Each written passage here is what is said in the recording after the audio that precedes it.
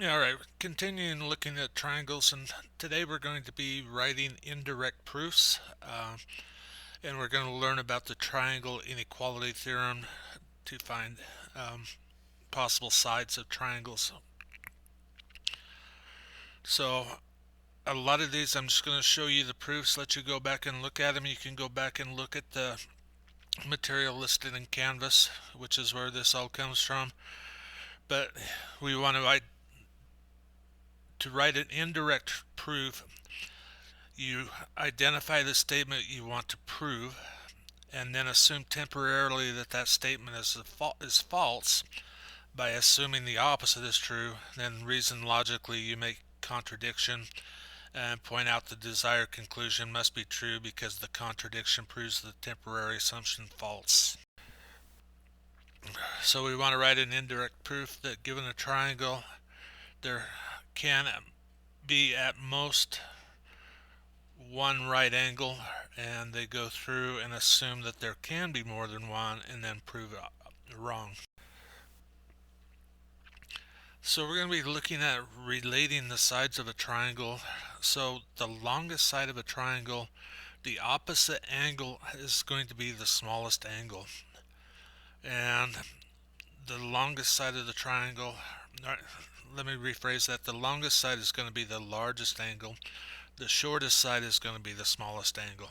And that just makes sense when you look at the angle being formed by the length of the opposite side. So here we're looking at the triangle longer side theorem. If AC is the longest side, then the measure of angle B is going to be greater than that of C and A.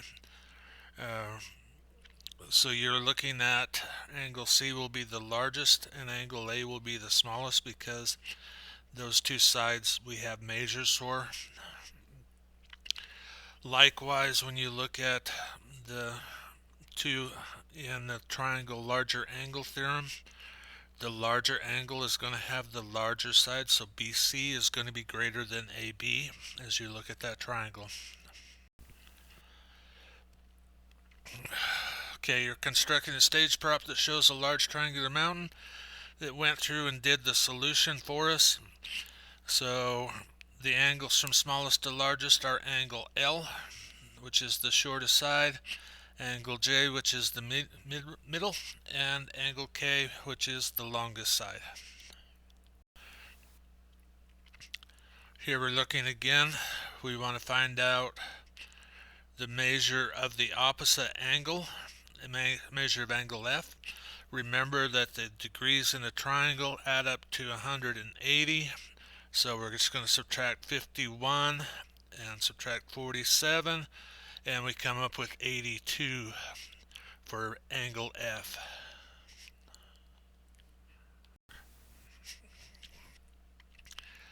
We want to list the angles of PQR from smallest to largest. So 5.9 is the smallest, so angle Q is going to be the smallest.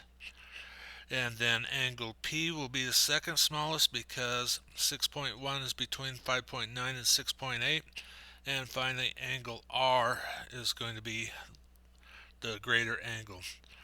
Now we want to list the sides in order from the shortest to the longest.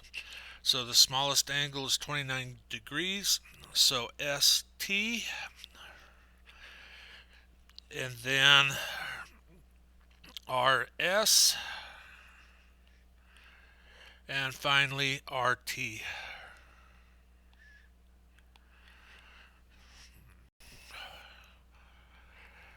Lastly, we get into the triangle inequality theorem. And basically what it says is that the sum of two sides has to be longer than the other side.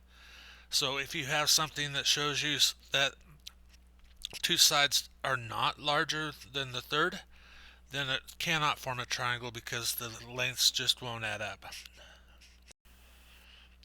So we're looking here, our 14 is our larger side, so we know that x plus 9 has to be greater than 14. So the other two sides have to be greater. So we are going to subtract 9, and x has got to be greater than 5.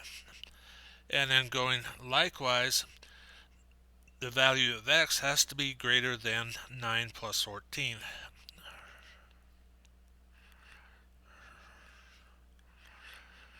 So 23 is greater than x.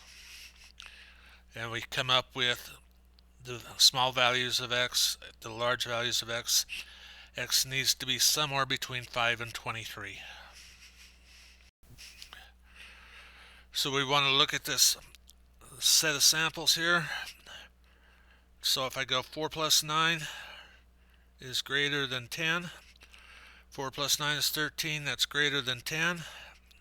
9 plus 10 has to be greater than 4. 19 is greater than 4. And then 4 plus 10 has to be greater than 9. That set of lengths can form a triangle. If we look at number 6, we go 8 plus 9 is greater than 18. 17 is not greater than 18. So number 6 cannot form a triangle. Finally, we look at the last set. 5 plus 7 is greater than 12. 12 is not greater than 12. 12 is equal to 12. So that one also cannot form a triangle.